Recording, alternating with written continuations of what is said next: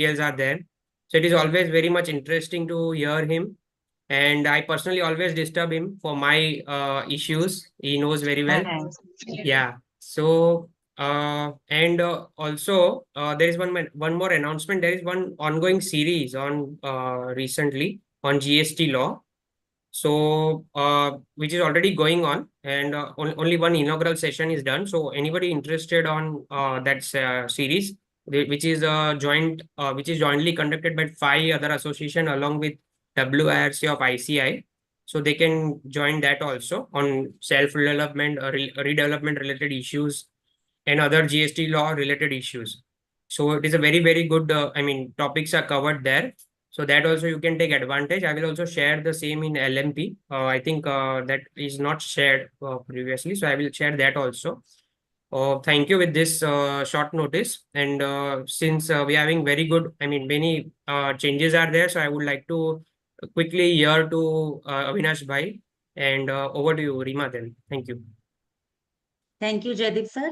Now I request Dr. Bharat Vasani, Chairman, Lohana Mahaparishad, to address the session.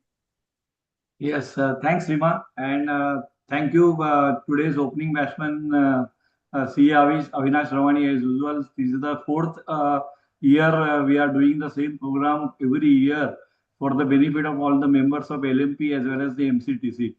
The purpose of this program for the MCTC as well as the LMP is to educate our members. To educate member is very important because nowadays the members are not coming to the practice. Only 15% members are coming to practice after passing CA. So it is our motto of LMP is for that our member of Lohana member should be come in the practice and should stay in the practice and very efficiently. This is our motto. And thank you very much MCTC for joining hands throughout the year for different topics, hot topics and the burning topics to keep the lecture with a very good speakers around of the particular subject. We are fortunate that today's lecture of the filing returns and AI tools and audit and all 3CD. So we have very good expert CA Avinash Ravani who is speaking on that. I hope that all the members will be benefited with this lecture. Thank you very much. Thank you, Vasani sir. Now I call upon CA Zankhana Dobaria to kindly introduce our learned speaker, CA Avinash Ravani. Good evening, everyone. It's my pleasure to introduce today's speaker, CA Avinash Ravani sir, a member of ICI since 1993. His firm is in practice of direct tax, audits and company law matters since 1993. He is a member at various study circles and study groups of WIRC of ICAI. He has delivered around 600 lectures on the topics of income tax and company law in various study circles of WIRC, SIRC, Direct Tax Committee of ICAI, and many more. He is among the first e-filers of the country for TDS return, income tax return, and MCI return introduced in 2006. He has been regularly contributing various articles to various study groups and websites, including ICAI journals on income tax and company law. He is a core team member of ICAI in handling e-filing, help desk of income tax portal, and MCA. He is a special invitee member of various groups such as Direct Tax Committee of ICAI and many more. He is contributing to various publications such as Direct Tax Committee of ICAI, a technical guide on ITR forms published in 2018, and various guidance notes. He has also contributed to Company Law and Governance Committee of ICAI. He is a co-author of the book on fringe benefit tax published in the year 2009 of MCTC. You are welcome, sir. Today, he will be speaking about various changes in ITR and 3CD. So, would like to welcome you, sir, for this topic. Over to you, sir. Thank you, Jankhana. First of all, Bharat Bhai, all dear friends, Jaideep, Rima, everybody, and it's my pleasure to speak today again on the same topic and repeating again. So topic per se today about the ITR is already, I think, Sir, sorry to interrupt, sir. Just a small announcement. Please post your questions in the chat box. We will take up at the end of the session. Sorry, sir. Thank you. You can continue. Screen sharing. Share the screen.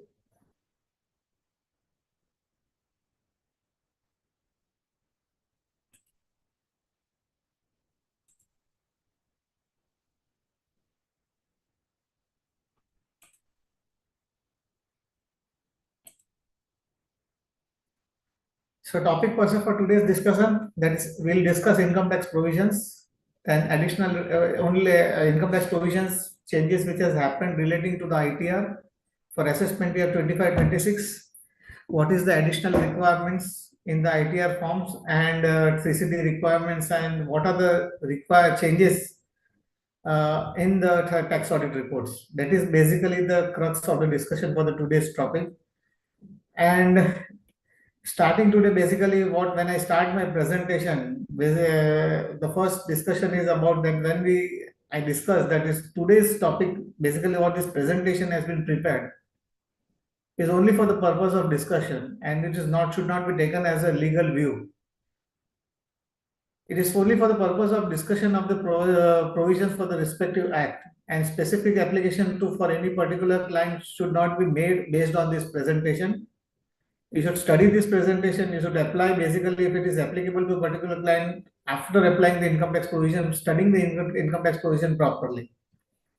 Whatever the forms, presentations, whatever we have been prepared, which has been gathered, it has been compliant from various sources. And if you see that if it requires any more additional things which is required to be added, then please you can bring it to our notice. We will definitely try to incorporate if we think that it will be an added benefit to any other professional further.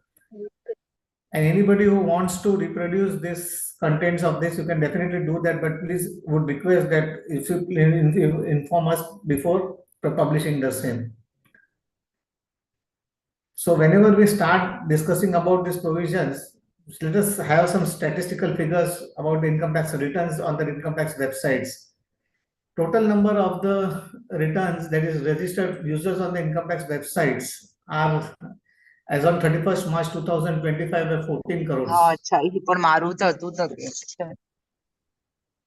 And out of this 14 crores users, I think some people are on unmuted. Please, can you unmute them just mute them?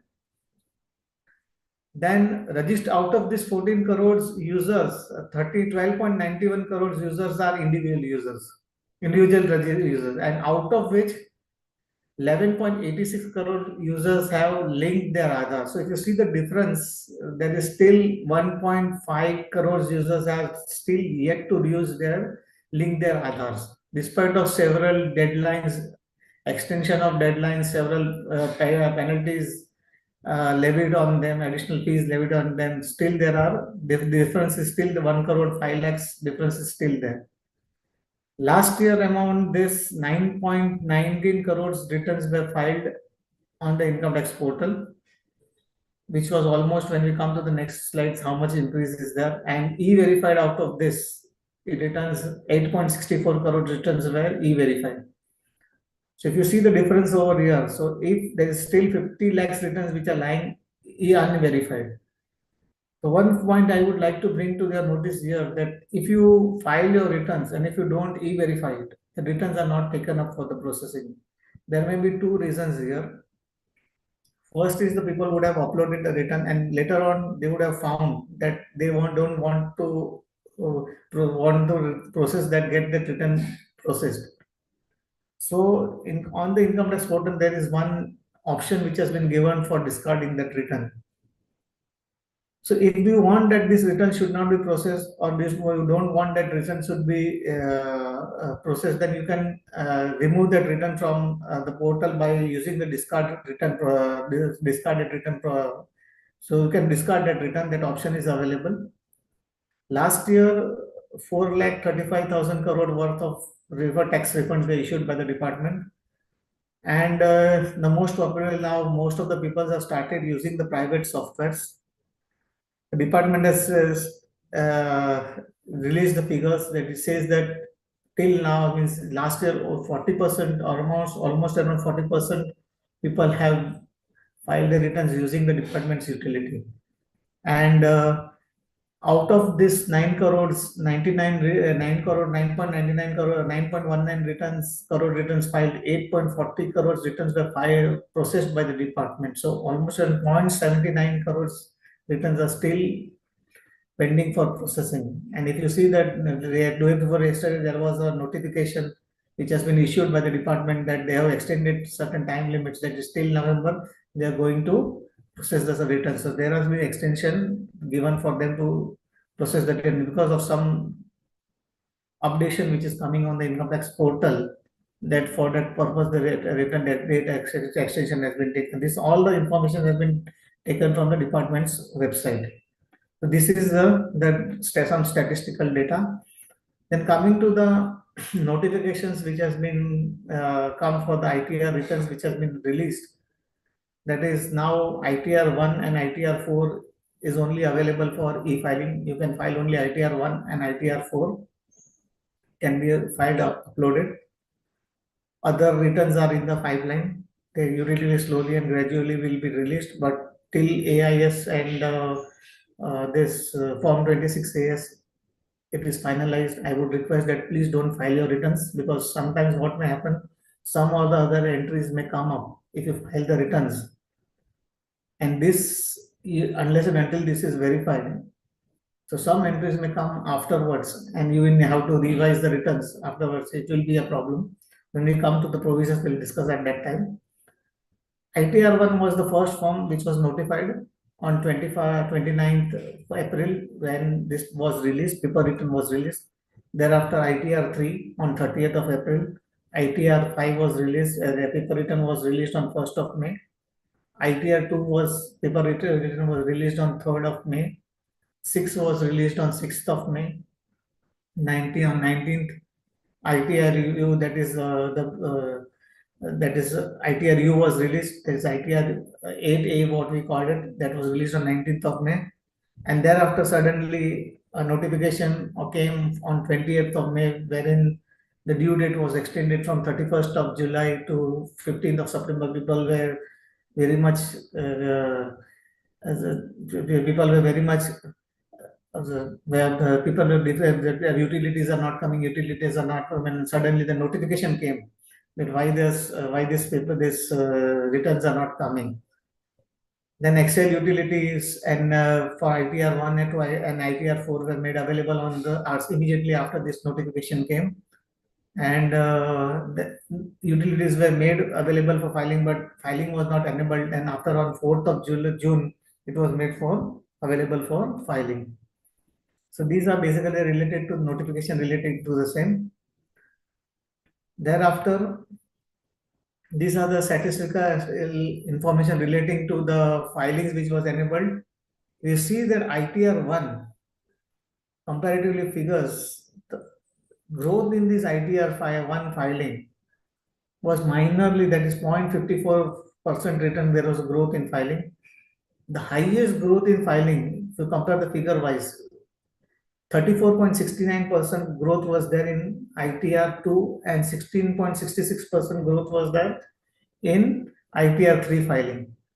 Basically, if you see the individual filers which are there, almost around 50% growth was there in these two returns filing. Other filings, if you see, there was a minor growth which is less than 10%. These growth figures are comparatively with the previous financial year. ITR 2 and ITR 1 are the main figures which were the salaried individuals, which are related to the non-business filers. These persons who don't have the business filing. So basically 35% growth was there in the income, which are related to the non-business filing returns. So these are the figures related to that. And ITR A is related to the updated returns, and their growth was only 13%. And you see that the numbers when we come in the next slides. Then coming to the income-wise filing, wherein we say that these figures are related to 31st March 2025. in where we see that the number of filers in individual category, if you see the total filers out of 9.2 crores written filers, 8 point, if you see the filers here, individual filers are 8.56 crores. So almost around 8.57 crore people filers are individual filers, most of the filers. And in this, if you see the income filers are 3.81 crores returns of people who have filed returns, they have the income below 5 lakhs. So if you see the government is not getting any amount of tax out of these people. And between 5 lakhs to 10 lakhs comes to 3.37 crores. If we add up to both these figures, hardly 7.5 crores people are filing the returns. If you see the maximum people filers comes between this range wherein the hardly government is getting any revenue from the individual taxpayers. So most of the people who are filers are the government is hardly getting any revenue from this figure, these persons. Now this year if you see the income tax limit the limit in ratio up to 12 lakhs, if you see the government has made the income is government is not going to get any tax out of these filers. So almost if you see most of the revenue from the individual people, government is not going to get any tax. And coming to this figures, total figures, that is people who have disclosed the income last year, that is 2 crore 97 lakhs 86,000 returns, individual assessees who have disclosed the income between 1 crore to 5 crores. Taxpayer, and between 5 crores to 10 crores, 16,797 returns filers across the country. These are the statistical data. And if we come to previous year figures, that is 31st March 2024 on the similar lines, out of 8 crore 46 lakhs returns filers, 8 crores were individuals, and of them, the people who have disclosed income above 1 crore were 2,25,000.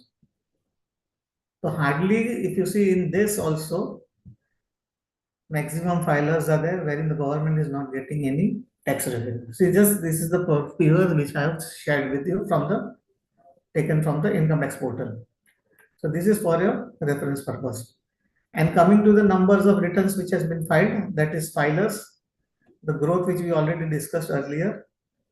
The ITR, that is the updated returns, only 602 people have filed ITR rate last year, which were 217 in 2023, 22-23, 23-24, 532, and 24-25, 602. So 13.67%. So across, after the introduction of this also, the total across the country, only 602 people have taken the benefit of ITR rate. Though this scheme has been extended this year, when we come to the discussion, at that time we'll be discussing it. So these are some of the figures. Now coming to the income tax provisions, that is 139.1 and 139.3, wherein there is a mandatory provision which you require to file the returns, basic provisions of the Income Tax Act, that you need to file the return on or before the due date specified. That is 31st July, 30th September or 30th of November. You're mandatory required to file, and if you miss that date, then you can file it after the due date with the specific penalty or a late fee of rupees 1,000 or 5,000 or 10,000, whatever may be there, before 31st of December. And after filing of that, at the time of processing the return, if some defects are being identified, then department sends you some notices. Then it gives you a specified time limit of 15 days. Within that 15 days, you have to rectify the mistakes. And if you don't rectify that mistakes, then the return is not taken on the record and you need to follow certain compliances. The return is treated as not been filed and it's taken out of the system. So it is treated as return has not been filed. And even if you file the return and if you don't complete the e-verification, then it is treated as not filed. There is a time limit which has been given to complete the e-verification process, that is 30 days from the time limit of filing the returns. Within that date, you need to complete the e-verification with the specified procedures which has been given. then you need to, without completing that, your return is not accepted on the system. So you need to comply with complete the entire process, then only your return is treated as completely filed. This is the basic general procedure to complete the return. And after that, suppose after the due date is completed, and if you identify that, suppose you need to disclose additional income over and above this, then you can use the facility or benefit of updated return, which was introduced in Finance Act 2022, and you can file the return. These are the basic provisions of the Income Tax Act, which we studied long back. Every year we discuss it. Then certain basic criteria, there is a person who is having taxable income above a limit, that is 2,50,000, 3 lakh for senior citizen, 5 lakh above, they are required to mandatory file the returns. The other persons who are there, even if they don't have the income, but they have the six criteria, without an income, they are required to file the returns. That is, suppose they have deposited certain amounts in the bank, they are required to file the returns, whether they have the income or they don't have the income. That is, more than, they have deposited more than 50 lakhs in the savings account or more than 1 crore in the current account. Even they don't have the income, they have to deposit, they have to file the returns, even the taxable income is not there. Then turnover criteria for businessmen or professionals. Then spending criteria is there. For electricity bill they have, or for rent tour they have done, for self or any other person. Then asset holding is there, ownership of flat, ownership of a four-wheeler, or any signing authority in any foreign country. Even they don't have the income, they have to file the returns. If there is any tax deduction, TDS or TCS, or they want to claim the or any refund, TDS returns deduction is there, refund has to be claimed, they have to file the returns. Then status society in the society, that is, they have the credit, holding the credit card, not being an add-on credit card, or any membership, any club. These people are required to mandatorily file the return that is notified, and government in future may come up with some other criteria also that they will make mandatory to file certain return. So this type of persons are required to file the returns.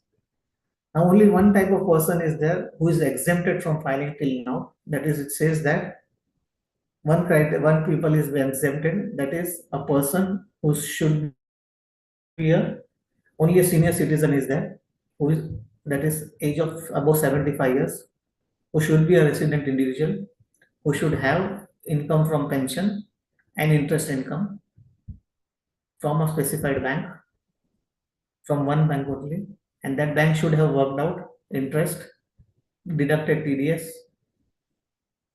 and have deposited it. That person is exempted, who should be over 75 years of age. That person is exempted. That is one criteria person who is exempted from filing the return. All others are covered. Then comes section 139(5), when it says that we have filed the return, and after filing the returns, if some rectification mistakes has been identified, then you can rectify that mistakes by filing rectify the mistakes in the original returns, but on or before the completion of assessment, before the end of the relevant assessment year. Now it is not a end of relevant, but before the 31st of December. Even now belated returns can also be revised. To disclose the additional income, you have to disclose the additional income. You cannot reduce your income. If you have shown any income, but you said that by mistake you have shown income more, and now you want to reduce that income, you cannot reduce that income. Or you have reported, not reported, you want to report a loss, or you want to increase that loss, that is not allowed. But chances are there that suppose if you are reporting additional income which is much higher, then there are chances that concealment, chances are there that concealment penalty may be levied in the extraordinary disclosure. But here one catch is that the return cannot be revised after search or seizure. If there is a search or seizure in the premises, at that time it cannot be revised. But before filing the return, tax has to be paid. In all the types of returns, before filing the returns, you have to pay the tax. All the taxes has to be paid before the filing of return. to submit a return, and e-verification has to be completed to take the return on the record. This is mandatory. Then comes about this section 139(8)(a), that is about the updated return, which was introduced from 1st of April 2022. Earlier till last year it was you can file up to 2 years. Now it is extended to 4 years. You can file up to the period of end of the 4 years. Option is here the catch is that you have the option to file updated return only once for one assessment year to report the additional income. Here only you can report the additional income. You cannot reduce your income or increase the loss.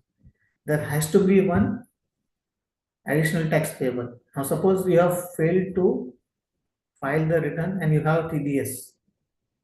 You cannot claim the TDS refund out of it. Refund is not possible. You have paid the tax. You have to pay the tax, maybe advance tax or something may be there, but you have to pay the deposit. You have to deposit the tax. As per the amendment position, you can pay up to 5 years. Tax has to be paid on or before the filing of return of income, and you have to submit the return.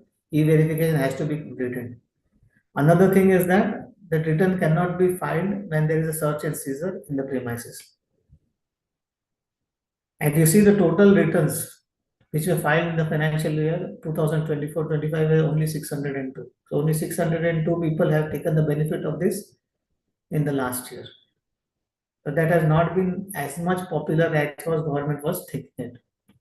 So this is what related to this. So this we already discussed about the senior citizen. Now coming up with the provision related to this updated return, what is been there till last year, 2 years, up to 2 years we are able to file. Now the provision, amended provision says that now you can up to the period of 4 years you can file it. So if you file return within a period of 12 months from the end of the assessment year, then you have to file it with the 25% of additional tax plus interest. After, if the ITR updated return is filed within 24 months from the end of the assessment year, relevant assessment year, then with 50% of additional tax and interest, 36 months, then 60% of additional tax, 48 months, then 70% of additional tax plus interest.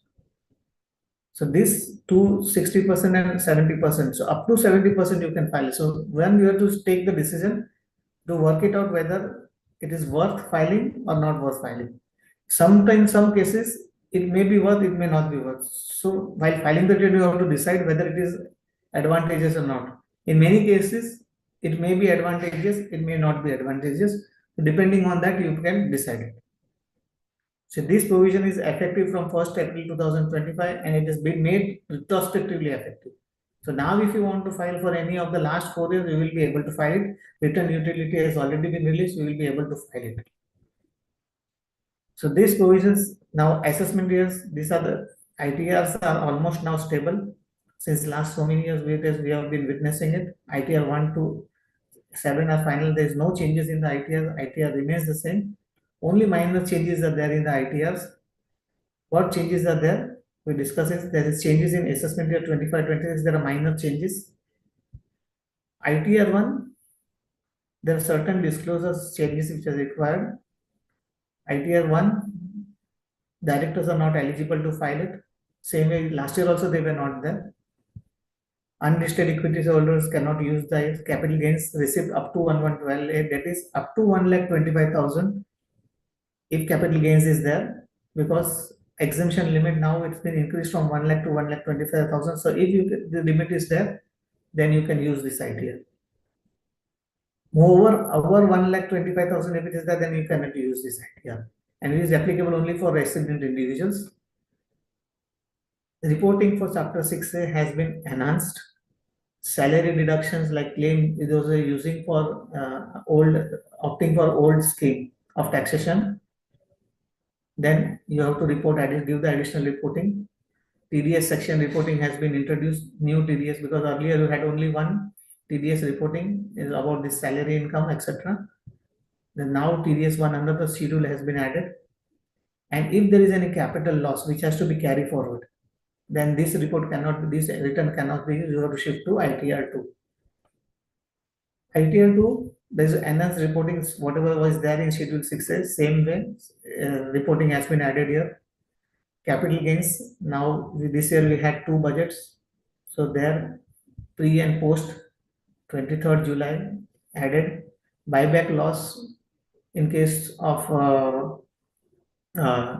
dividend, that is in case of unlisted securities, if there is any buyback of shares, then you have to give the breakup, and that buyback should be shown as income from other sources in other sources income.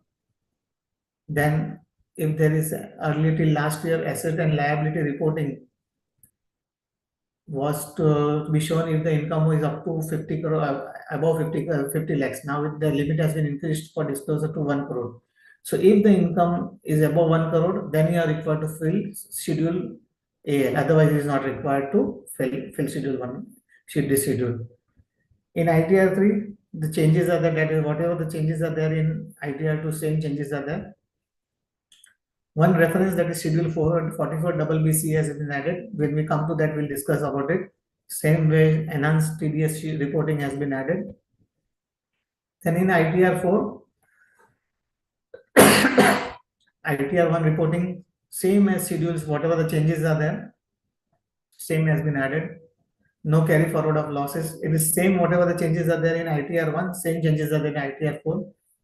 I've given you the share this sheet, then just refer to that, because most of the people have started using softwares. In software, automatically the ITR was selected by the software. But one thing here I would like to inform you, that when the software selects the ITR, it gives you the recommendation. It does not give you that you have to use this ITR. At the option of the person, you can use the ITR which may be the higher version. If you are applicable to file ITR 3 and you want to shift to ITR 2, then it is not a correct form. You can use the higher version, but you cannot use the lower version. That is incorrect. So that may be treated as incorrect disclosure of the information. Then in that case, what will happen? The necessary penalties may be levied for non-disclosure of correct information. Higher version can be used, lower version cannot be used. So these are basically the changes related to the ITR. You can just refer to that. I will not spend much of this time on this, because these are the minor changes, because this all will be covered when we come to discuss another slides.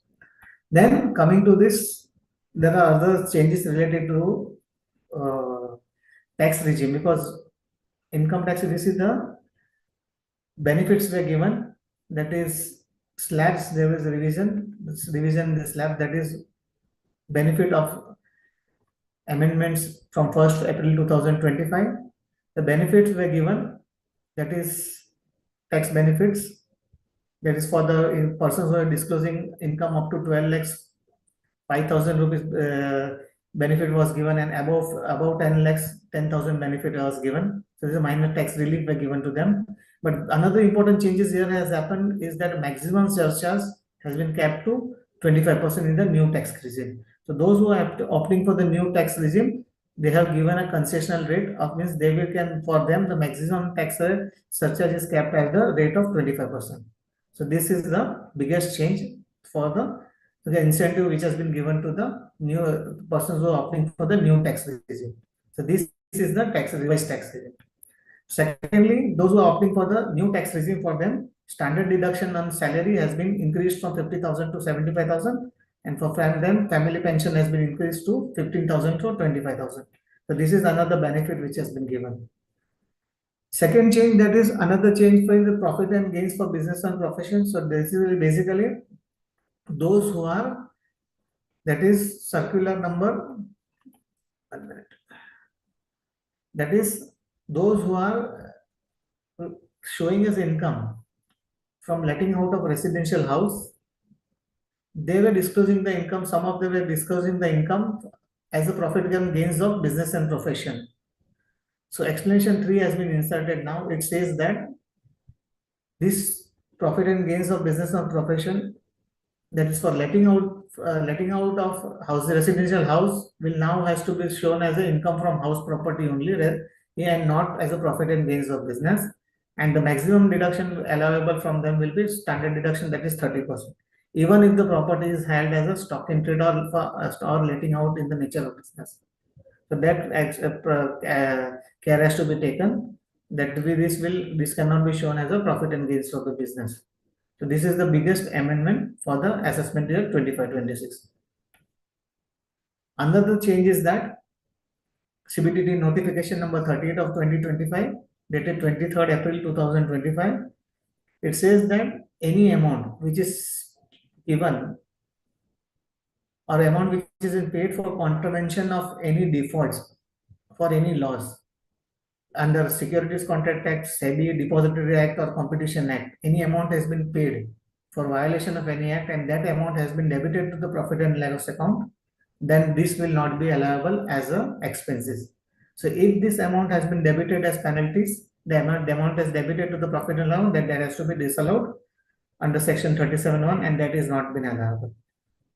So this is the first and biggest change. So now doing the tax, at the time of doing the tax audit also, you have to see that, you have to ensure that in tax audit also, this clause has been added.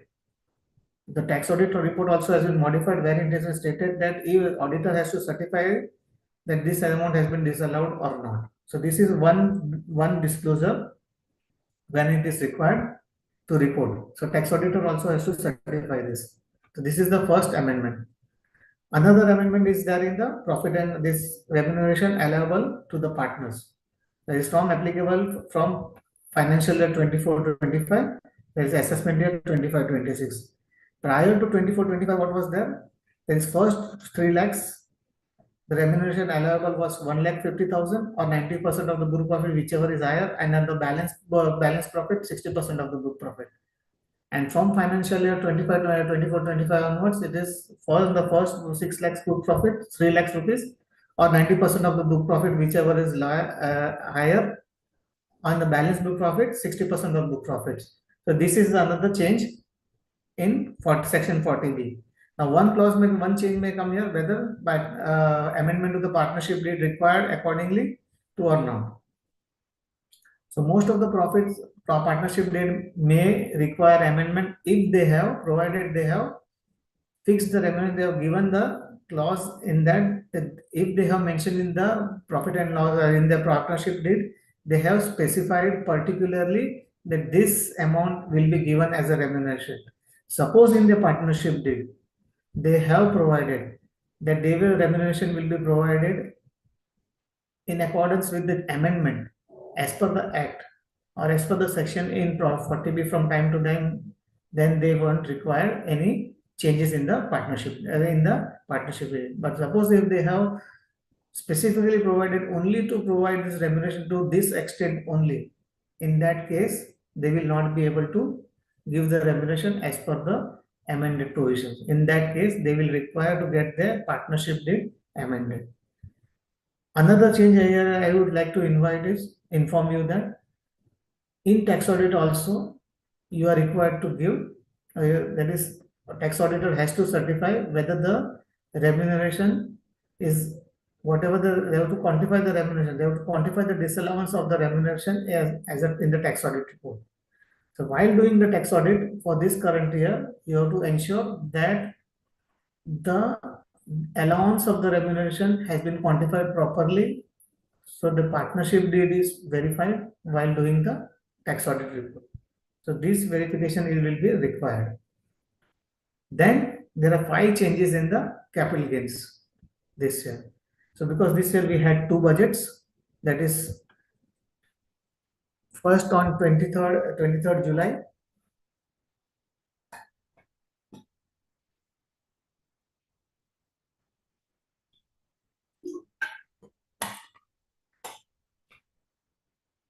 On 23rd July, the rates of the capital gains were increased. Short-term capital gains where security transaction tax was paid. In that case, the 15% tax was increased to 20%. In long-term capital gains, STT paid transaction, 10% tax rates were increased to 12.5%. After, and in case of unlisted securities closely held transactions, existing 10% were revised to 12.5%, and all other long-term capital gains existing to 20% were revised to 12.5% with effect from 23rd. These are the changes. These were the changes. Second thing, indexation benefits were withdrawn for transfers on or after 23rd July 2024. But one changes here is that for properties which has been acquired before 23rd July 2024, long-term capital gains will be lower of 12.5% without indexation or 20% with indexation, whichever is beneficial to the SSE. And this is applicable only to the resident individuals or HUF, to the person who are resident in India, individual or HUF, and it is applicable only for land or building or both. Provision. So this provision is not applicable to non-resident. And all properties which are purchased after 23rd July 2024, 12.5% will have to be paid. So this concessional rate will not be available. So this benefit will not be available for the properties which is acquired after 23rd July 2024. So this option is available only after for the properties acquired before 23rd July 2024. So here you have the SSE has the benefit. So you have to work out which is the beneficial. So if 12.5% is beneficial, then you can go for 25% without indexation or 20% with indexation. So it will system will automatically work out. Then provision for tax, that's option to pay 10% tax under provision 1 has been withdrawn for capital gains not applicable for was applicable for listed security other than zero coupon bond. This in case of the zero coupon bond, date of transfer of capital asset, tax rate up to 22nd July 2024 will be old rates, and from 23rd July 2020 it will be new rates. Amount of non-taxable long-term capital gains increased from 1 lakh to 1,25,000. So till 1,25,000, there will be zero tax for all the SSEs. Then about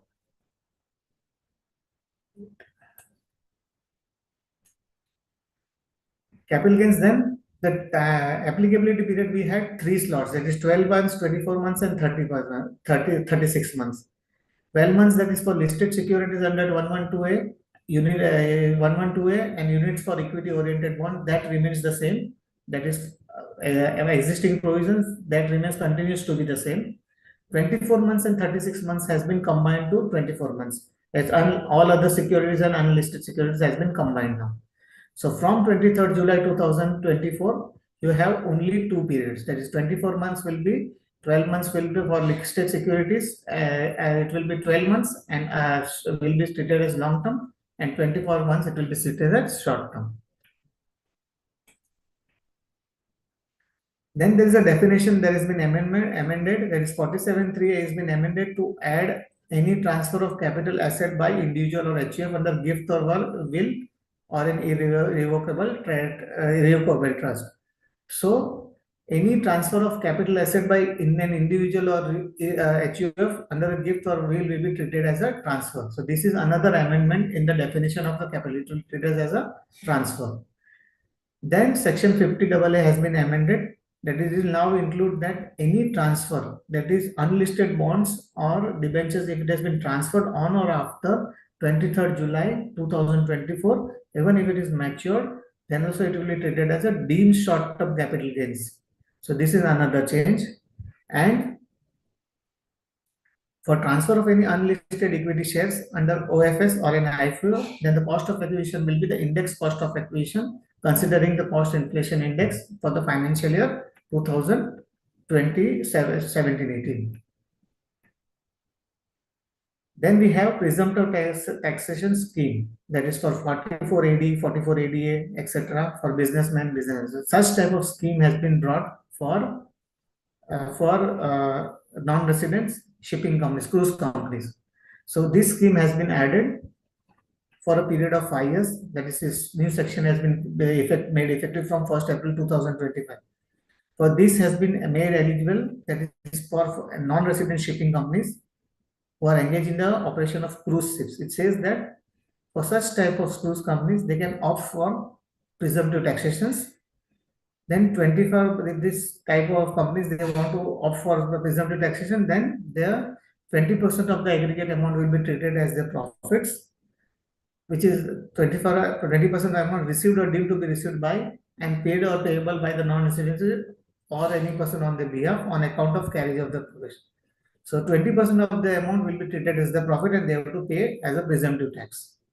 And they will give additional benefits exemption, that is income from lease rentals of the cruise ship in the hands of the foreign company. So this, they don't have to pay any tax on that, provided there are conditions that received from a specific company carrying on the business of 44 BC. So if they opt for this, then the income from the lease rentals will be exempted.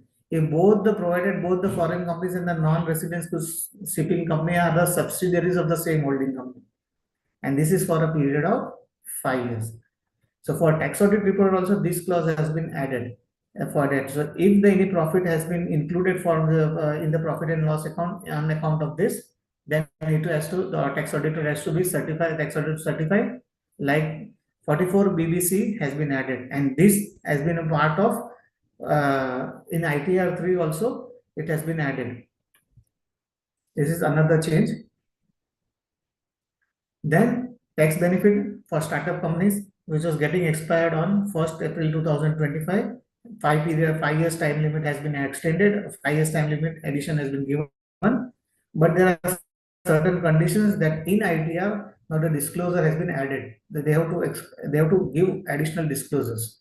It says that now a startup company will have to give additional disclosures. When you come to that, we add to them. So any amount which has been withdrawn by individuals from NSS after 29th August 2024 will be exempt from tax. It is applicable only for individual SSEs. And those SSEs who are as salaried employees, individual salaried employees who are contributing, these employers who will be contributing to the pension scheme up to the percent of 14%, and these salaried employees who are opting for the new tax regime, they will be exempt from tax for this much part, that is 14%, up to the extent of 14%. So this is just an incentive to be given to the person to shift to the new tax regime. So if you see the entire return scheme which has been designed in this year, the government wants to discourage the old tax scheme and wants everybody to opt for the new tax scheme. So slowly and gradually the government wants to shift out of discard the old scheme of taxation. So they have been trying to bring more and more compliance under those to the people who are opting for the new old scheme. So this is one of the advantages given. So one example has been come in this one article was there, that a person who was having the same income, that is a person who was getting a salary of 2 crore 22 lakhs, and he is also getting the same salary for the current assessment year. So same salary, by putting 14% in employee pension scheme, so the person is saving almost around 10,57,000 lakhs. So this is so person getting a same amount of salary by contributing 14% to in 80CCD is able to save 10,57,000 rupees. So this is the benefit of, so the more proper tax planning can be done by virtue of using this scheme. So this is just for the reference purpose. Then there are certain extension, because these schemes were getting over, that is sunset clauses were there. The schemes were getting over on 1st 24-25. They have been extended for a further period of 5 years, that is section 80 LA 2D, section 10(4)H, section 10(4)H, and section 47. The 5 years time limit has been extended. Then regarding charitable trust, there are certain amendments because people were finding it very difficult for especially small trust. Every 5 years they had to give for extension, then they had to make the application for registration, etc. And for minor defects, they were getting the notices and details, etc. So a lot of representations were being made.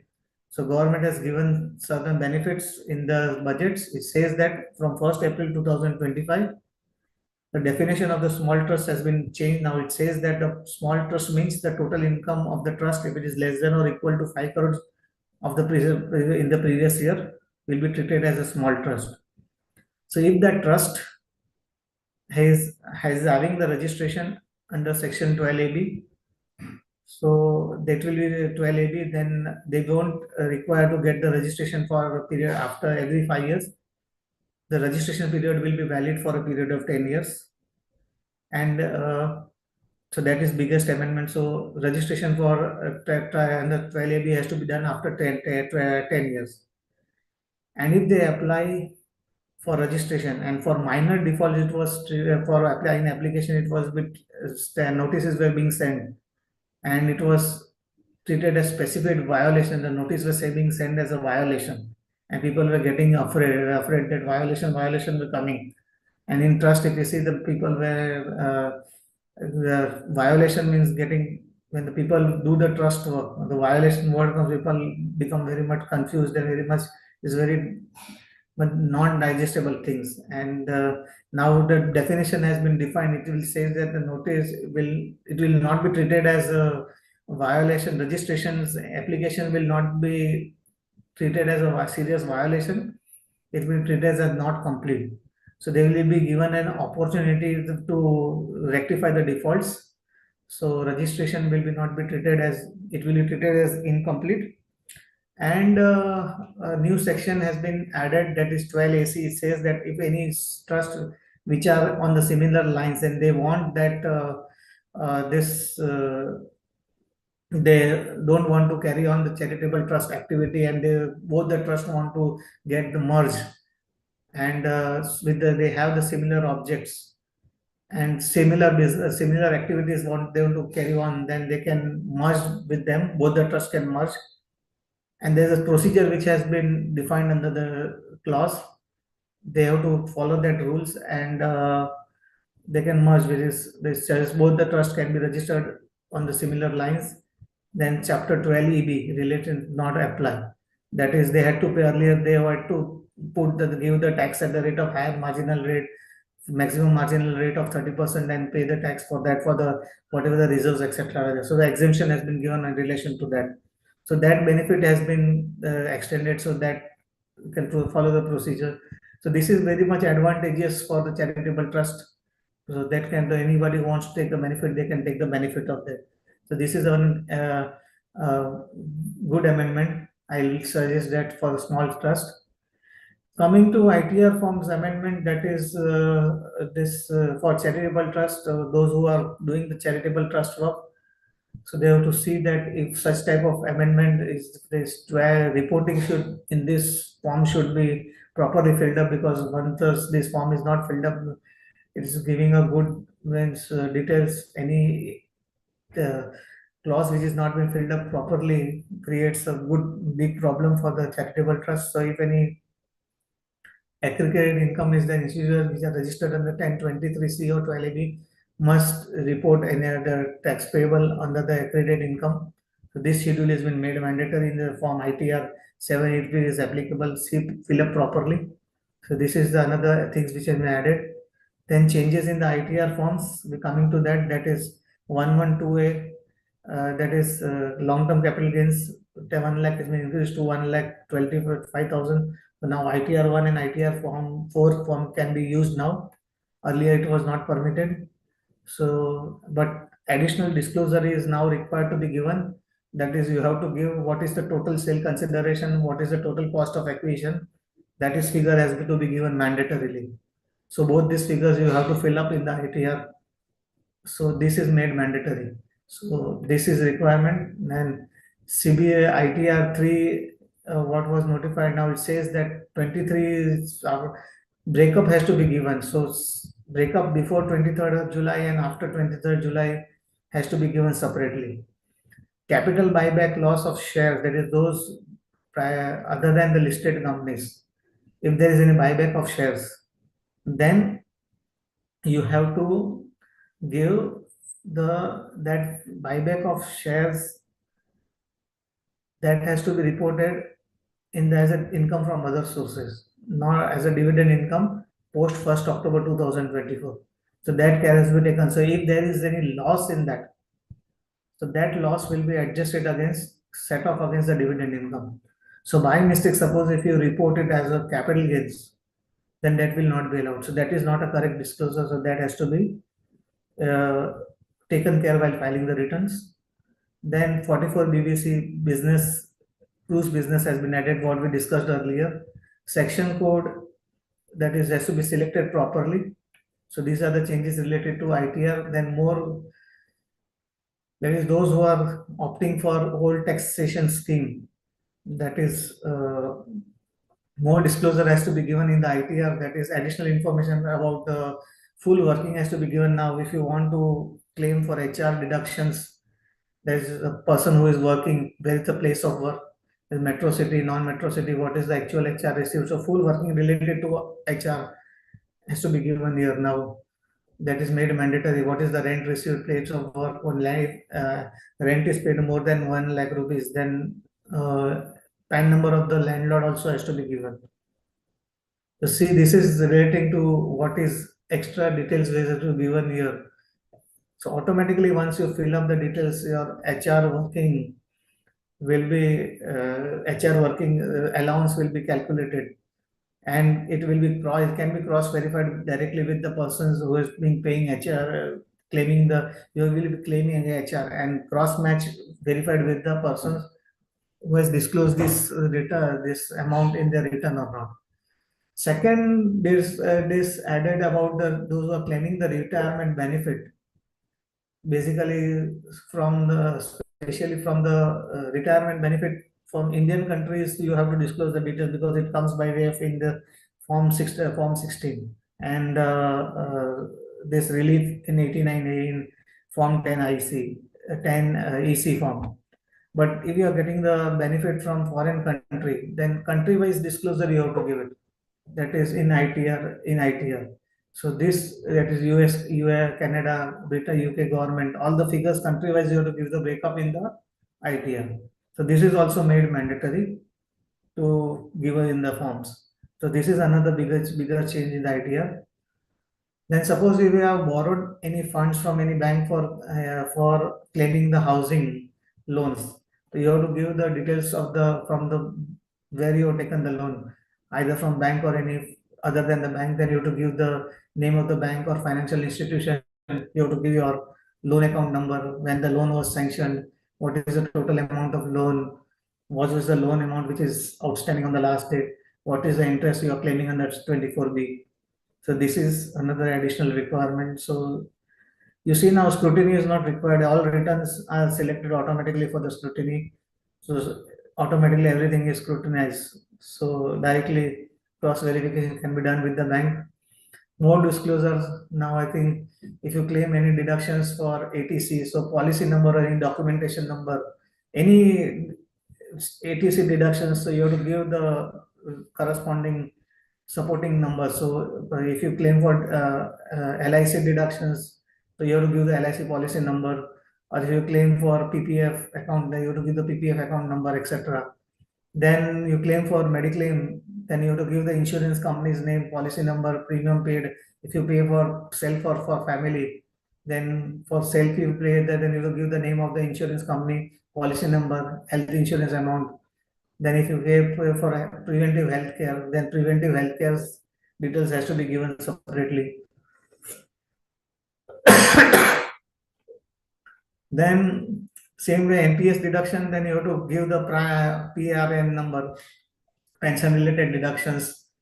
Then if a person is disabled and you are claiming the disability deductions, then you have to attach the doctor's certificate. So first the person who is a disabled person, then the doctor certificate has to be uploaded with form 10 IA, whatever this form 10 is there. So that ATU deductions you are claiming, so that form has to be uploaded with the doctor's certificate with a registered medical practitioner. So that form has to be uploaded. So that acknowledgement number you have to put the relative is claiming the deduction. So that relatives, what is the relationship with that person and the acknowledgement number of that 10IA form filed. So slowly and gradually see that everything is being covered and more disclosure that is about any loan which has been taken for claiming, that is related to educational loans or any other loans, the loan same way what we saw in housing loan. That is all these details related to similar details you have to give it here for educational loan purpose also.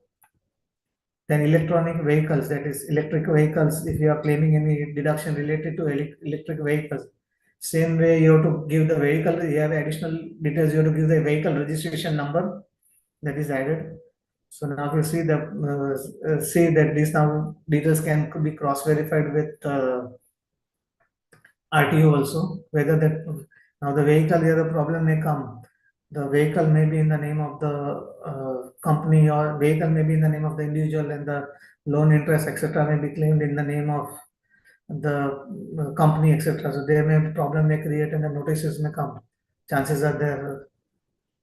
So if a person that what discuss about specific disability, then RMO, that registered medical practitioners registration number, that all details you have to fill up in 10IA online. So that form also has to be that registration number of that medical practitioner etc. also has to be filled up over there in 10IA when you file it on.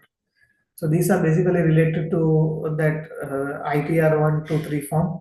Then in case of ITR 5, that is if there is a refund which has to be claimed more than 50 crores, then LEI number is mandatory. And in that LEI number now validity date has to be put up. LEI number is valid up to certain date. So that LEI number has to, when it is put up, that is so that LEI number is valid. And capital gains account disclosure investment. So there has been more disclosure has been added now. When this asset was sold, against which asset this capital gains account has been investment has been made against the capital gains account. So that has been linked to that specific asset sold. So that disclosure has been made mandatory. Disclosure then about the political donation. So if any donation has been given to any political party, so disclosure has been made now on what date, what is the contribution, what is the contribution mode, the account number from which the donation has been gone, or this IMPS number or NEFT number or UPI code, etc. Details has been added. Then if there is any online gaming, because people have started giving much more winning on games and all.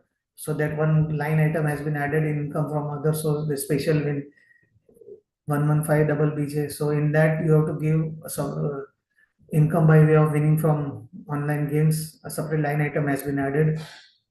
Then about the startup, that is startup. In startup you have to give full details about a section 80 IAC disclosure requires date of incorporation, nature of business, certification number and deductions as per the startup form which has been filled up. And MSME, there is a much more disclosure.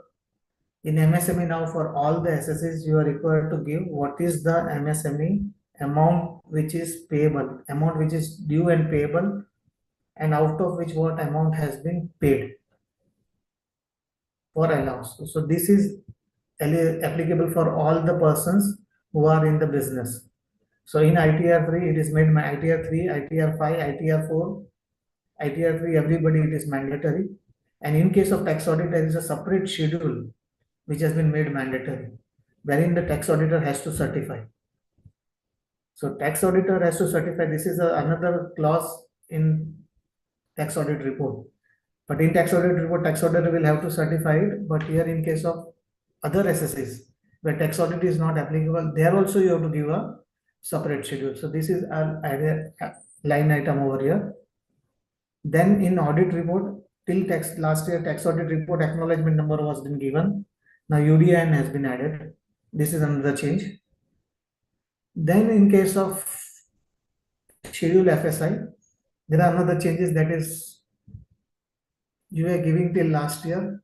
The income from house property, that is about whatever the nature of income is there, where it has been scheduled, where it has been shown, and whatever the relief which you are claiming it. And with that relief, you have to link it with your form number 67. So here the instruction schedule has been given. So when you are claiming the relief, you have to ensure that both these schedules are cross-linked, and you have also schedule TR and schedule FSI. Both this schedule has to link with the properly with each other. The country code, tax relief available, section under which relief has been claimed. So this will be a additional challenge this year for filing the return of income. Second thing about shareholding of the startups. Now in startups, there are you are required to give this. First detail was about the DPIT registration. Second detail, if any share application money which is pending allotment, you have to give the details about the application money. What is the share application which is applied? What is the proposed issue? What is the share application which is pending? And you have to give the details of the shareholder at the end of the year, but was a details of who is not a shareholder at the end of the previous year, but was a shareholder at any time during the previous year. This detail has to be given for the shareholders, for the startups. Schedule SH2 is mandatory for startup companies. So this is the additional requirement in ITR 6. So what are the changes which are there in ITR as for assessment year 25-20? I have just summed up for you. So if capital loss on share buyback is there, see that you report it as an income from other sources, not as this capital gains. Asset and liability threshold 1 crore, then only you have to fill up. Bank account, one bank account is mandatory for refund. Ensure that you fill up. This is before filing the return, ensure that it is pre-validated. If there is opting out of from the new tax regime, then 10 IA is mandatory. You have to fill up give the acknowledgement number. ITR 5, that is LEI number is mandatory, including LLP identification. For LLP identification, LLP you have to give the identification number which is made mandatory. Till last year, LLP identification number was not there, and you have to give the business commencement date. Filing status, that is after selection, that is now you have to give the filing status data, that is due dates you have to select mandatory. That is what is your due date for filing the return. It is July, October 31st, etc. So that is made mandatory. Then coming to some precautions, that is while filing the returns, you have to see that what is your, when the client comes to you, client always says my income is this, 26 says your income is this, and II says your income is this. So this is the biggest challenge now, what to accept, whether client is right, 26 is right, or EIS is right. The biggest challenge is that because it becomes very difficult to accept what is right. But you should always realize that, see that sometimes some details may be correct in the EIS, some details may be correct in 26 says, or some details what the client says may be correct. You have to verify it, because if any details you find it in EIS is not correct, you can always raise the details query. Means you can just give a proper feedback over there. The details are not correct over there. In 26 also some details may be identified, captured as not correct. Please don't claim the data, claim that, and you can just raise a complaint over there. But whatever the income which are there, which is shown, which is correct in the books of accounts, claim that, show it as correctly, then only you claim it. Because all the details which are there, all the details which are shown by the client, what are there in the books account, that should be reported correctly. Before filing the returns, update all the master data and profile. If there is any change in the address, change in the phone number, correct it correctly before filing. Validate all the bank accounts which are valid. Whatever the incorrect bank accounts are there, what are there in the system, remove it correct before filing the returns. Report the deductions properly, correctly, what are applicable to them. Complete the AIS, TIS, compare the income correctly by using the AIS, TIS. It is only for the health purpose. Do not blindly rely on the AIS, TIS, and this is only for the purpose of health. Claim carry forward losses as per the intimations, because if you are claiming the losses which are not allowed as per the last year, then you are not going to get the deductions. file the returns properly and pay the taxes due in time. Any defaults notice which are required, because once you file the return, just don't set it blindly, because notices when the defaults comes, that also has to be rectified, responses are given. Complete the verification process after filing the returns, because generally it is seen that the verification process are not being completed. What we saw in the statistical data also, it says that at least 50 lakhs returns are being pending for processing. And after completing all these formalities, filing process, intimations also has to be verified. So this, after completing all this process, the return is completed, has to be filed. Other enrollment ID is not accepted in filing the returns now. Other number is completely mandatory now. So other enrollment ID not required, it will require other number. Scheduled TDS requires full TDS deductions, disclosure of TDS sections, ITR 4, ITR 1 and ITR 4, specific section that it has been required, section will be required to be selected. So if this TDS has been deducted for one salary, there is a schedule 1, and for other you have schedule 2. So you have to, because in that drop down box has been given, in that, from that drop down box you have to select the section. And in ITR 4, if there is, will take the option, there is 10 IEA form. If the access is opting for the old taxation, then IEA will be mandatory.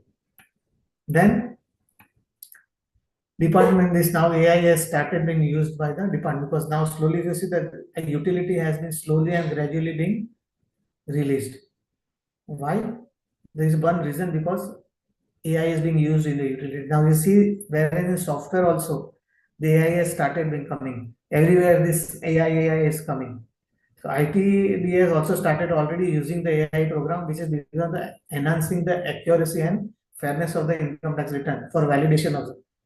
So they want to verify slowly and gradually, so started using this AI. It is a state-of-art system which meticulously gathering the system where to verify the everywhere whatever the information is being captured. It will analyze your financial data to cross-check with the through that there should be the information is processed correctly, so assessment is not required. Wherever the return means, so that once you give them the data correctly, it will analyze it, cross-verify it, and your system processes the data within a fraction of seconds. Those who have attended the AI classes, they will be knowing it much more better. Well, I think almost around 400 sessions of this AI institute has already started AI classes. 400 sessions have already been over. So the workings of the AI-driven systems and intelligence for the time is now enabled in the new AI. All the information, see that whatever the schedules which have been introduced in this, slowly and gradually you can directly verify it. So it will see from 26 AIS, I want to fill up in the AI return. It has only has to cross-match the details and process the return and then throw away by the system. So if it doesn't match with your records, it will throw away from the system. And once it is processed, returns will be generated. So it will analyze your returns with the file records, compare the data submitted with the AI technology to find the efficiency and accuracy. Once your data is efficient and accurate, you are through with your processing. Ensure that you give the correct data, accurate data. If you find it is not correct, please wait for some system. That is why I'm telling that don't try to be in a hurry to file the returns. Wait for that, because department is going to come up slowly and gradually. Gradually, it is covering everything from all area. It is trying to, the purpose of using this is to detect the tax evasion. You see that government is not getting any amount of, the tax collections are increasing, but it's increasing from other ways. The individual returns filers are more, but the collection of tax from the individual tax filers is much lower than what is the expectation from the government. The cross verification and data integration now will be much easier after the use of AI technology. It has to just cross-check, it will just pull the information, give to the technology. Compliance and enforcement will be easier. The risk assessment is also going for the small and the medium-sized firms. It will be a big challenge, and taxpayer will now have to be more vigilant while reporting it, because information is gathered from information is available, data is available from all areas. Now you cannot hide anything. And accuracy, now more accuracy is required in keeping of the record keeping. Because when the information is available, you never know. Because your mobile data from your mobile record, you just type everything, everything is available. Risk, there are risks associated with it, because when you have plenty plus point, minus point also are there. And data privacy is going to be a biggest concern now. When anything becomes over reliance on AI, it is also going to be a big challenge in the near future, especially because those were seen 2 or 3 days back. Some of the person in the CS office who had put uploaded the notice of the clients on the system on the ChatGPT. Now, what happens if something has been done by this? So we have to be very vigilant now while doing the work. We have to give some data security, data analysis. We have to be vigilance has to be increased in our firm, because we are not that much capable. We are not that much integrated with all this work now. So we have to be more vigilance. We have to be more careful while dealing with it, because when the people in our office come and go, what will be the future of our concern? We have to think much more now. We can take the help of AI to develop more and more tools so we can take over the routine tasks, because if we use this AI technology, it can be helpful, because it can become one more helpful employee of our concern. But it can also be a problem if this tool is not programmed properly. Ultimately, it is a software.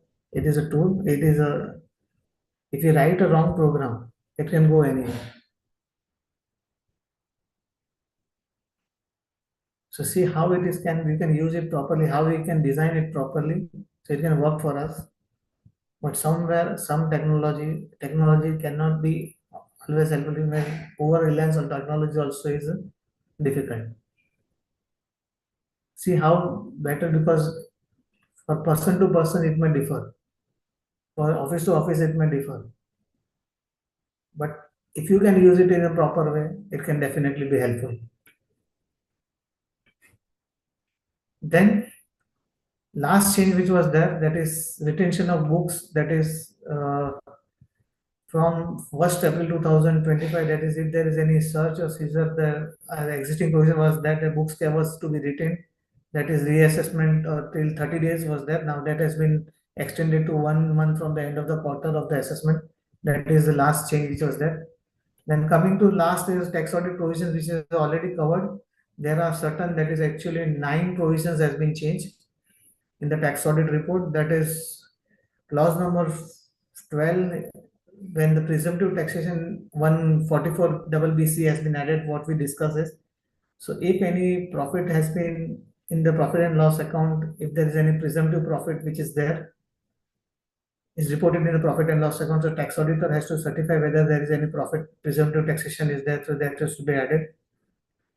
Clause number 19, there is a modification, that is 32 AC, 32 AD, 35 AC and 35 CCD has been omitted, that is they have been deleted from that line number item, because these provisions are not applicable, so that has been removed.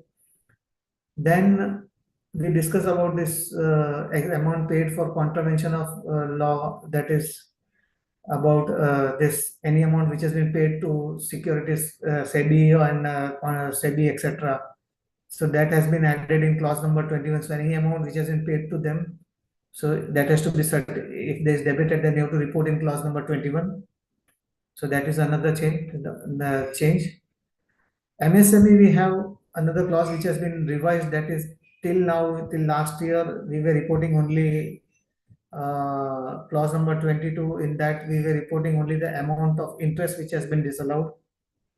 Now, a line item, this is three items has to be reported. It says that amount first, clause number 1 says that you report the interest which is inadmissible.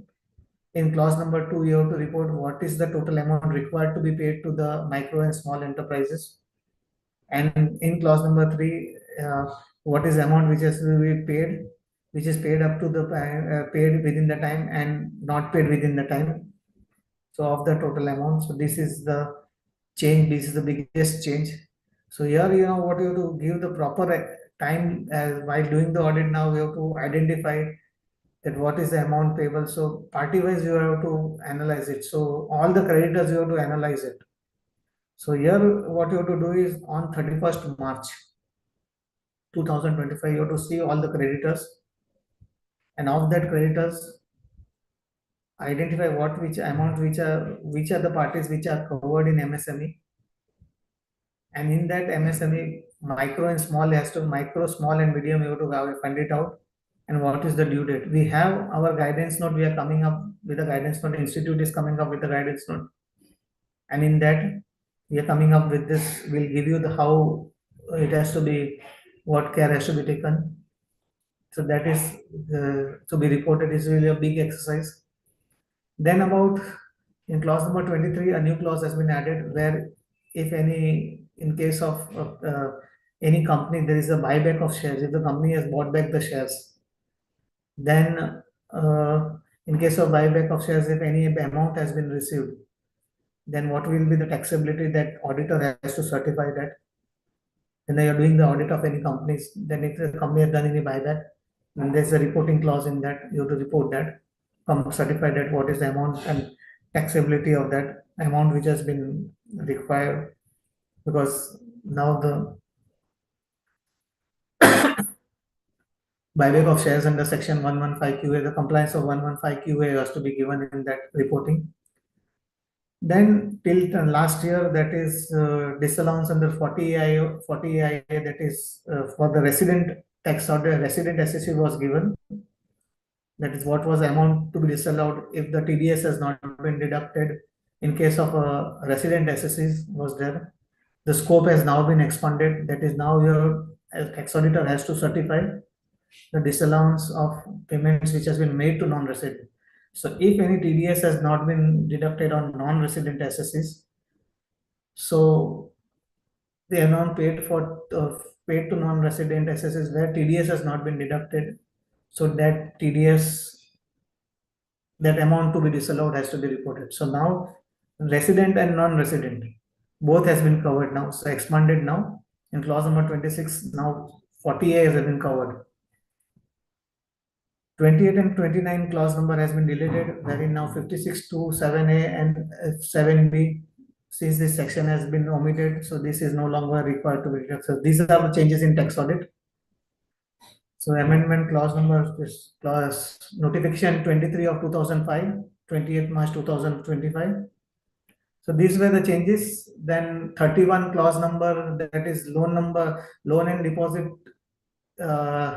requirement, that is till now we were reporting now in the clause number 31. You have to report now cash by loan taken in cash, other than cash, bank deposit transaction. But now the additional requirement says that you have to select the code, that is under codification through code. You have to additional code has been added. So suppose if the loan amount is taken by cash or repaid by cash, then additional reporting you have to add one code. From the drop down box you have to select the code. So this code has been added over there. So it will be easy to identify. So identify it. So this is the addition.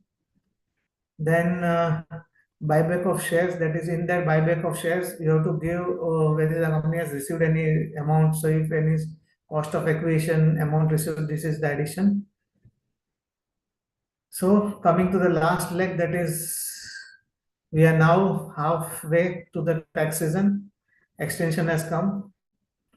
Then we are already filed, so we should be happy like this, but don't rush to file the IR because 26 AIS is not finalized, 26 AIS is getting updated, 15 June is coming, advanced tax is there.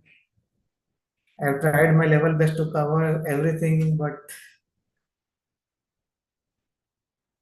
every struggle will become a dance and every tear will become a devotion and every step will lead to clear self when we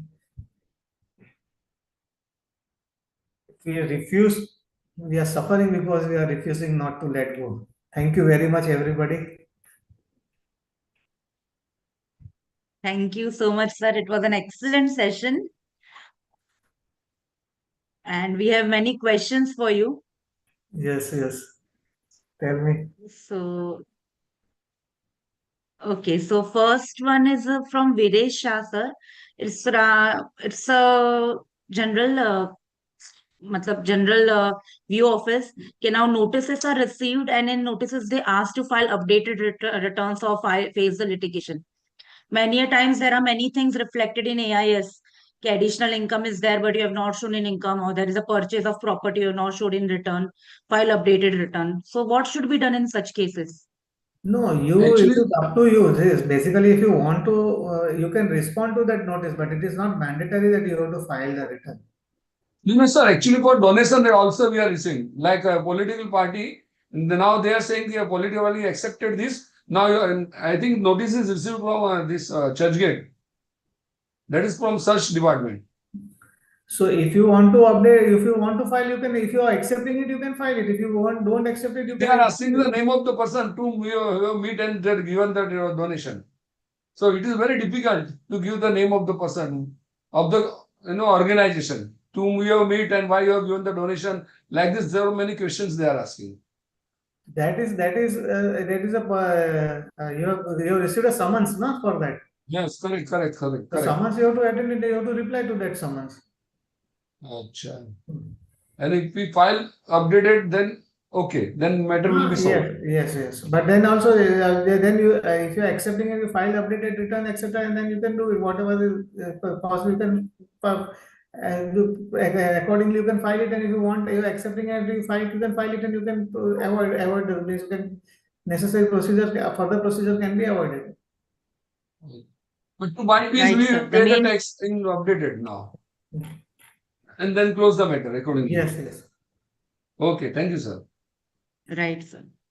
The only issue comes in the case of genuine cases where we need to explain the SSE. You are not wrong, but still the notice is issued. So then SSC genuine cases are, then you can fight it out. Definitely, you can just fight it out. The option is always there. Yes, sir. So the next question is from Arav Tanna. An addenda to partnership deed must be filed with income tax as well as registrar of firms. Is it a must? No, not required. It is only, see, basically for registrar of firms and partnership firm. Earlier it was that, now it is addendum is not required. Registrar of firms, if there is a change of partner or change in address or name of the partner, then only it is required. Otherwise, it is not required. Okay, sir. So next question is from Mr. Sir, Yeah. addenda is also to be filed when we are registering the partnership deed. Any addenda, it is to be filed to be ROF also. And how your income tax will come to know that we have partnership firm. Earlier it was there. When there is, they asked at that time it will be required. Otherwise, it's not required. Partnership firm, there is no such. See, for partnership firm, for addenda, you will be required. See, when there is a change in the ratio, change in the partnership firm, change in the this addenda is change of address, etc. will be there. At that time, you are required to file. Not at that time. And how the portal will come, sir? Portal doesn't require, only change of partner is not there, no? Remuneration Agree. See, change of partner. Only the calculation of remuneration is amended. Yes. It is not any constitutional change. Okay, when there is a thank constitutional change, at that time it is required to be filed with the registrar. Sir, Thank but you, then sir. also partnership or registration is not mandatory, na, as such. For share, partnership deed registration is not mandatory as per the Act, Partnership Act. Partnership ROF. now it is mandatory. Okay. So now each partnership is required to be registered mandatorily. Yes, Okay. now it is mandatory. Earlier it was not, now it is mandatory. Okay. Okay. Thank you, sir. So next question is from SM Madlani, sir. For shares sold of unlisted shares after 23rd July, whether indexation is available, what will be the applicable tax rate? Indexation is not available. Only for property. Yeah, it's already answered. Next question is from Neha. While calculating tax on long-term capital gain on sale of property, when we have option to pay tax under indexation or without indexation, but the software is taking long-term capital gain in total income, and if any brought forward loss of earlier year is there, it is getting set off against this income. See, sale of property, it is the lower of indexation or 12.5%, whichever is lower, automatically. Yes, sir. So what is happening, sir? Without indexation, we have some we don't have tax, and with indexation we don't have tax.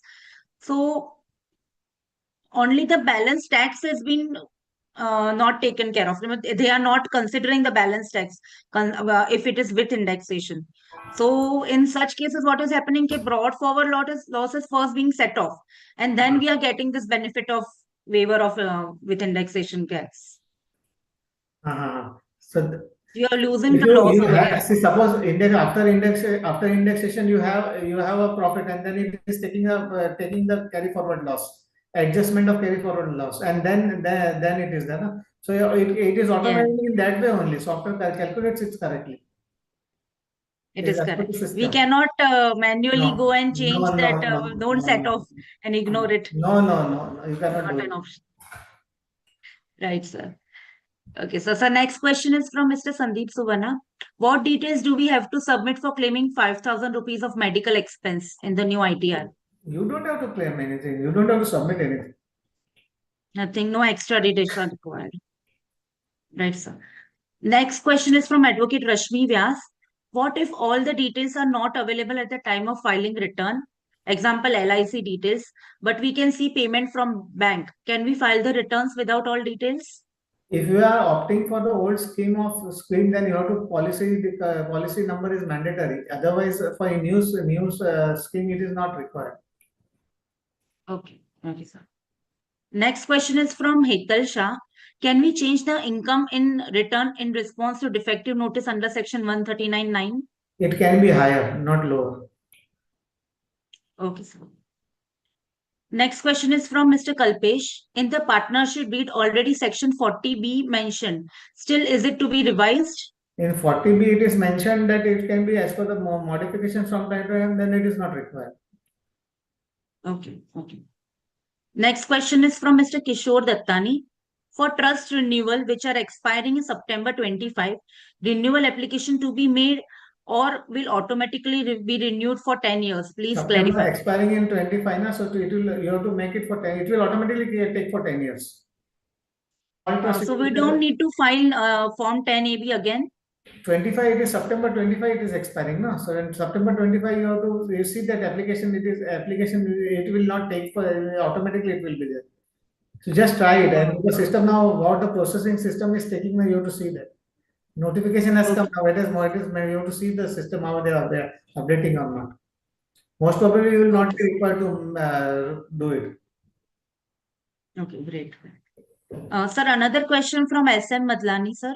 In case of loss of on buyback of shares, what will be the amount to be shown as dividend and income from other sources? So loss on the buyback of shares, difference between your total cost, sale price of shares less cost of acquisition. Yes, sir. So under the head dividend, we will have to show the entire consideration received. No. Sale price of shares less cost of acquisition will be your loss. No, that will be the loss, sir. But the dividend income, we have to show the amount received on buyback of shares, or the whatever is the loss amount, we have to show it. Loss amount, difference between the sale price and the purchase price. Okay. Okay, sir. Yeah. Thank you. Yeah. Sir, another question is from Mr. Rajan Vora.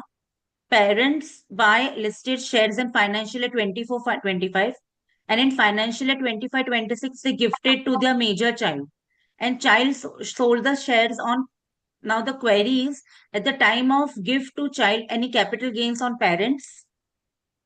Same old provision will And apply. There is second, no change in provision. So old provision is also there. yes. Same way it is.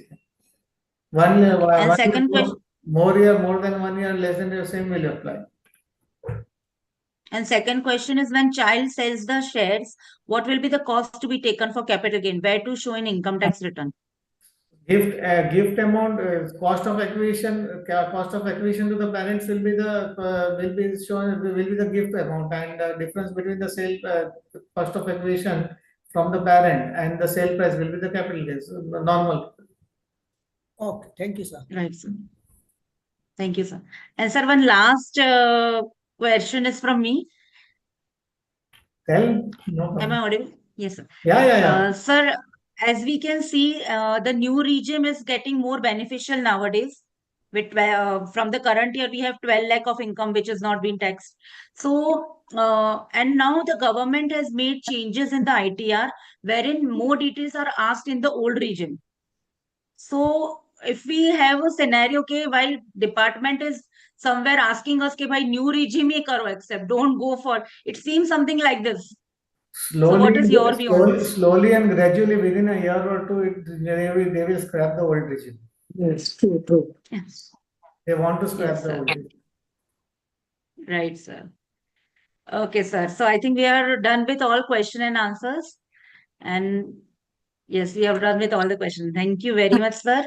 Now I would request CA Mohit Kolera to give the vote of thanks. So thank you MCDC and LMP for giving me this opportunity. Today's webinar was like a full package deal for us tax professionals. એટલે બધું જ ખબર પડી ગઈ છે sir, પાછું બધું revision થઈ ગયું છે અમારું. So on behalf of Loana Mahaparishad and MCDC, I extend a sincere thanks to CA Avinash Ravani sir for his insightful sessions. His clear explanation of the cases where ITR filing is mandatory, key changes in ITR forms and disclosures in the same, and applicability of which ITR to file, and also the changes in additional tax in case of filing updated returns, and lastly, the audit related changes in Form 3CD were very helpful for us to understand. CA Ravani sir also highlighted the importance of using AI for return filing and audit reporting. So that was a bonus thing for us. His expertise made complex changes very easy and will surely help all of us in the upcoming tax filing season. Thank you, sir, for your valuable time and knowledge. Thank you. We also thank the organizing team and all the participants for making this session a very success. Thank you, sir. Thank you. Thank you all. Thank you very much, sir. Hope everybody enjoyed it. Definitely, sir. Definitely. Yes, sir. Yeah. We have already demands for your presentation. Fine. Thank you, sir. We will be coming up with the guidance note. You go through the guidance note also. Last year's guidance note is there for tax filing. The technical guidance there. We are coming up with the institute is coming up with the guidance note shortly. It will be released within. We are planning to come up by the end of the June. Let us see. Sir, for us, your PPT is only the guidance note. Yeah, correct. Do, sir, if possible, please share the PPT. Please, sir. It is already shared. I think It's already shared in the chat box, and we will also share on the in the group. LMT group, yeah. Done. Sure. Okay, bye. Thank you.